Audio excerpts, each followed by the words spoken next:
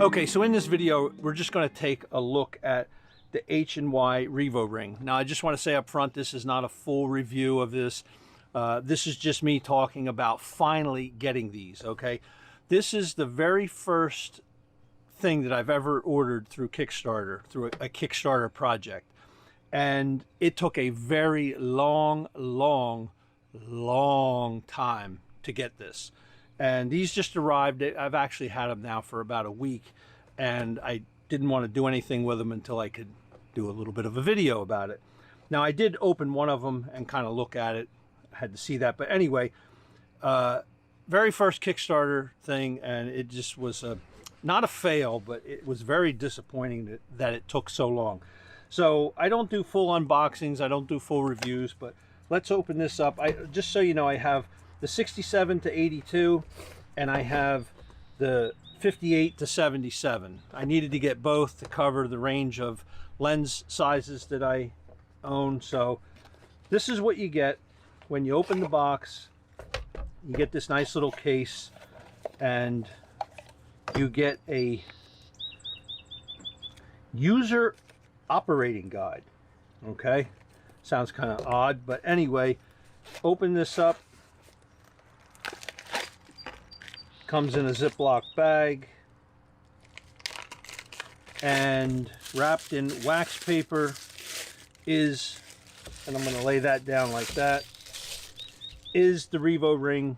Now, these are ND filters, also circular polarizer. And if you don't know and you haven't seen their video of what this thing is all about, but this is how it attaches to your lens. So I've got this gripped, this one here, and this thumb is on this one, and if you twist it, you can see, and then we'll put it up. I'll put it on a lens in a minute. But anyway, it's got these nice pins here. One of these turns your ND filter. The ND filter is marked up here, and I'm anxious to see, you know, how accurate this is. Like, is it actually 2 stops, 3 stops? We'll see. You know, I'll check that out. And the other one obviously just rotates for the circular polarizer. So it feels nice and solid. Definitely feels like a quality product. What are my expectations with this thing? Well, what my expectations are is, just from looking at it and feeling it, I think it's going to be what I thought it was, and that is something solid. As far as the ND filter, I'm expecting a little bit of color shift. I'm not going to get into that in this video, but we'll check it out probably in another video. I am expecting some color shift. I have several other ND filters. I have Tiffin's. Let's see, I have Tiffin's. I have some cheap no-name ones, and I have Hoya, different ones, and they all have some sort of a quirk to the color. Anyway, on to mounting this thing on a lens. That's what we want to see. So let's just, this is a 70 to 200, and right now it has dog hair on a clear UV filter, and I always keep a clear UV on there. Yes, I am the guy that actually smashed a UV filter, and I think I did a video. If I did a video for that, I'll put a link to it in the box up above. But yes, I did drop a lens and smash it. Actually, this lens did not break my element because I had one of these.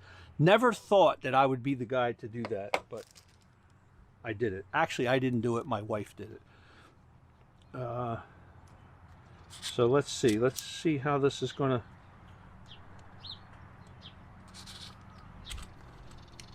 Okay, I'm on there. Now, what I'm expecting is you're going to have to go ahead and thread it a little bit to get it tighter. It's actually threading on just like a regular filter, but it doesn't go too tight. Let's just see what we got here. Right there it starts to get tight, and then it skips. So that's good. So let's go back to where it's tight. And now, if you have one of these lenses, or you've ever used one of these lenses, and this is a full body DSLR with a battery grip with batteries in it, there's a little bit of weight there. So I'm going to put my hand under it, and let's just see. It holds it. It passes that test right there. And for me, that's good enough. I mean, if it can, I know this isn't a lens cloth, but okay. So the best part about this is not the part of putting it on, but it's the part of taking it off, I guess. You could unthread it if you had to, but the best part is just being able to twist and lift it off. And let's just put that back on. It just kind of centers itself, and then all you got to do it there, twist it that much, and it's down nice and tight. So that part of it is good. Now let's okay, I don't know how I'm going to try to hand hold this. I don't know how good I'm going to do with this, but let's see. Let's look at our meter on the back. I'm at minimum on there, and if I, so now let's adjust that to 2.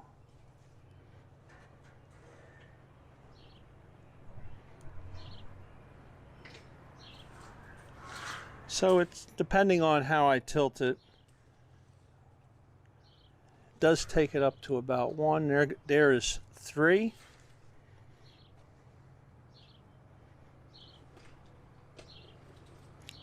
So it's, I should have it on a tripod to do this, but I'm just doing a quick handheld just to see how accurate that is.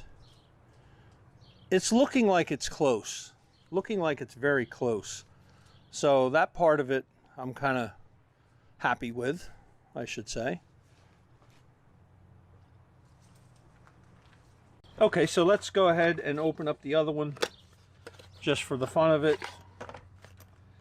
Kind of expecting to see the same thing, just a 58 to 77.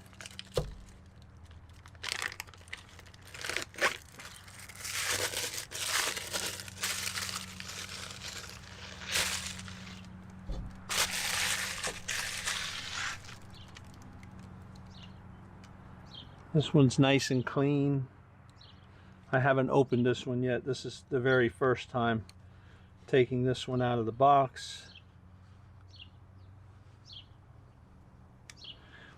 I have to say it moves nice and smooth. That's the variable ND part. It's very, very nice and smooth. And this is a little stiffer. It's the same way on the other unit. The circular polarizer is a little stiffer, but not too stiff, just a little stiffer than this. This moves very easy, and just so you know, that does have hard stops. So you have a variable ND filter with hard stops. But just know that it's a hard stop, but if you keep pushing, then you're going to push the circular polarizer. So actually I have another lens here, we'll try that on. So we have Blackmagic Pocket Cinema, and this has Sigma 18 to 35 art lens. Let me use my high-tech lens cleaning cloth here. So this has a UV protector on it. Now let's set this up the way as if I was actually going to be shooting. If I was shooting with this camera, this UV protector I just put on here just as a protector, I would take that off, and I would probably go with let's see,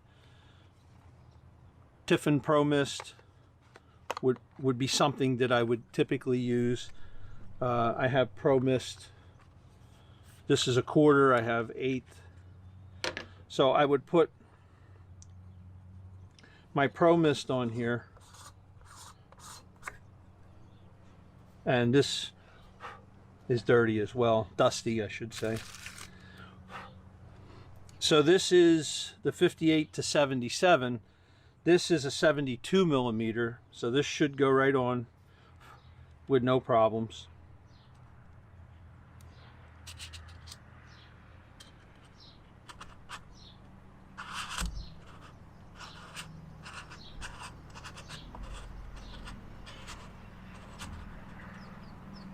It tightens up.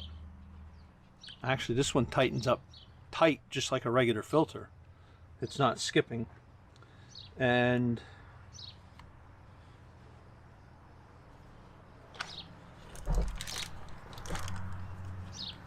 now sometimes I have a matte box on here.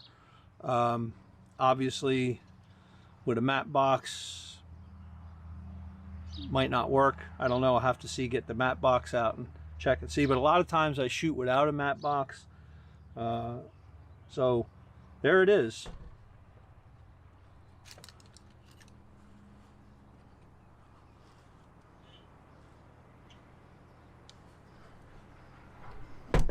And I can't really do a check on this camera with where the settings are, because this just has a histogram, and I kind of, when I'm shooting with this, I just go off my histogram unless I'm getting really creative, and then I throw the histogram away and just shoot whatever looks right, whatever feels right. Histograms are okay, but you know, sometimes you throw them away. I learned that a long time ago, just shooting photography. Camera geeks will rely on histograms. Creative people will kind of look at a histogram and say, okay, it's a histogram, yeah. And then if you're getting really creative and you're doing like creative lighting and stuff, histogram isn't going to do you any good. But on this camera, I do tend to use my histogram quite a bit, unless I'm just in some kind of a really odd lighting situation. Anyway, there it is.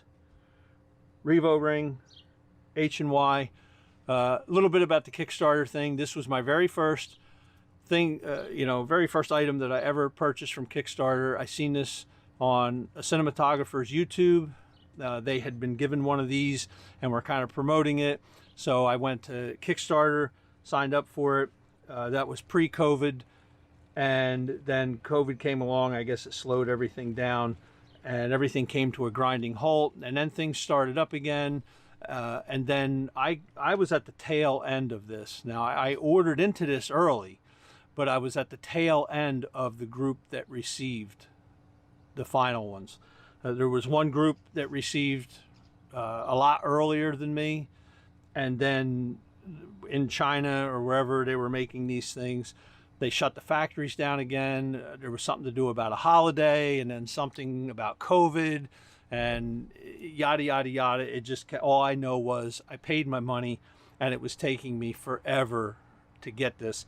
And I've known other people that have, bought into Kickstarter projects, and that's crowdfunding. That's how it works. So anyway, it took me a really, really long time to get these, but we'll see. And I'll probably do another video. We'll look at color shift and things like that. Thanks for watching. If you like this video, hit like and subscribe. Come back to the channel. Check out more stuff. I'm Harmless. And thank you for watching, and have a great day.